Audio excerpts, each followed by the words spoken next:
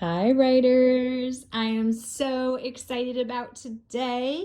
Today, we are going to begin writing our fairy tales. Some of you have already even started, I've seen, but today we're going to work on our opening, our lead, our beginning to our fairy tale. We're going to look at how the experts do it. We're going to look at how some other second graders do it. And then I'm going to do one for you as well.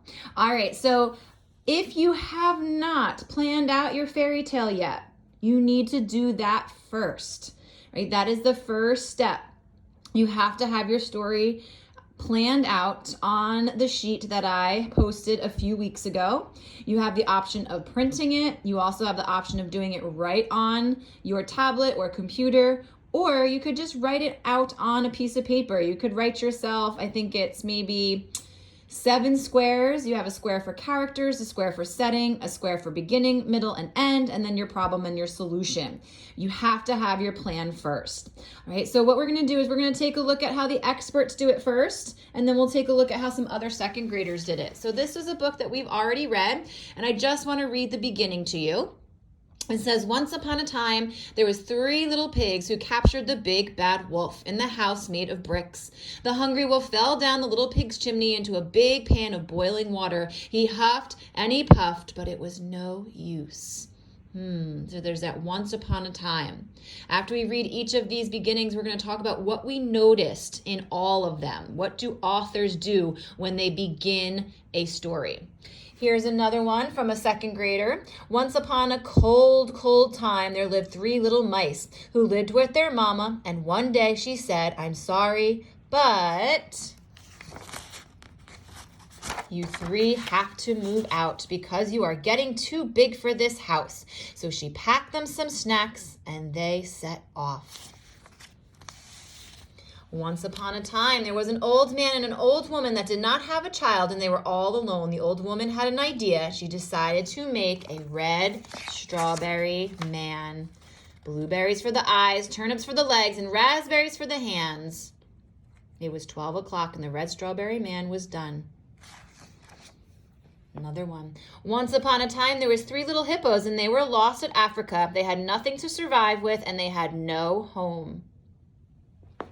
Once upon a time, there was a beautiful girl named Cindermel. Cindermel lived in a farm with her evil stepfather and stepbrothers, John and Jimmy. John and Jimmy never liked to clean, so they made Cindermel do all of their chores. Cindermel checked the chickens. Cindermel milked the cows. Cindermel mowed the lawn. Cindermel had to do it all.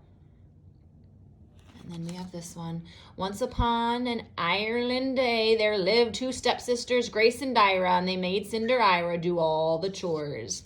So I think right away we notice the first thing about all of these fairy tale beginnings that they all begin with once upon a time. All right, so I've got some sticky notes here, and we're going to jot down some of the things that we noticed. Right? So we had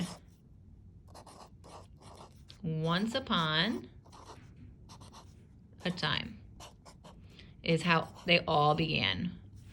Okay. You do not have to begin your fairy tale like that, but it is very typical for fairy tales to begin that way. Something else that I noticed is that in every single one of these beginnings to the story, it introduced the character. So you're going to want to do the same. So you're going to introduce the character or characters. Right? So that also is part of our beginning of our story. Something else that we notice when we read all of these is it describes the setting. So we want to do the same. We want to tell where is the story taking place. And sometimes we even say when. Sorry. Trying to hold the camera and write at the same time. Okay.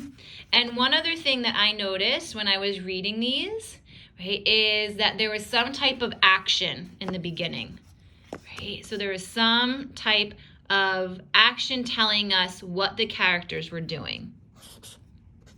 So we want to include action is one thing that we can include. Sometimes we have, like in Cindermel, all right, there were words, there was dialogue. Okay, so dialogue is when our characters are speaking. We learned that back when we were doing narratives. Okay. So with all of these things, I think that we have some great places to start with the beginning to our stories. You can begin it with once upon a time. You want to introduce the character or characters. You want to introduce your setting, where and when the story is taking place. And you can either have action, dialogue, or sometimes even both. All right, so let's think about the story that I'm writing about the 3 little fish and the great white shark.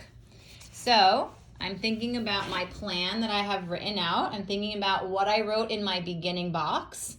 And I'm thinking about my rehearsal that I did yesterday. And before I put my pen to the paper, I'm going to say out loud what I think I want to write on this page. All right.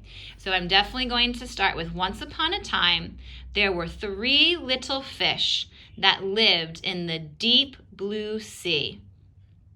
I think I might actually even be a little bit more specific and say exactly where they live. Right? So once upon a time, there were 3 little fish who lived in the deepest part of the Atlantic Ocean, period. They had lived with their mother until now, period. It was time for them to now go off on their own.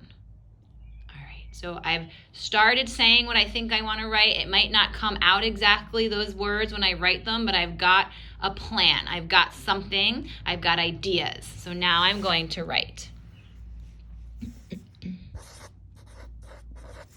Once upon a time,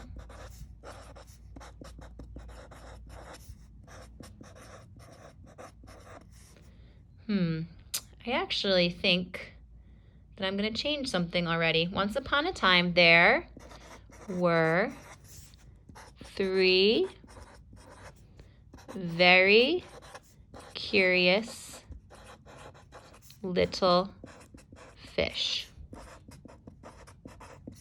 They lived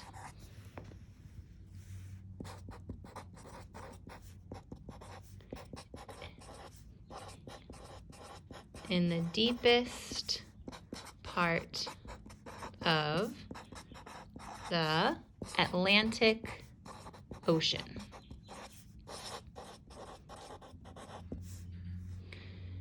One day, they decided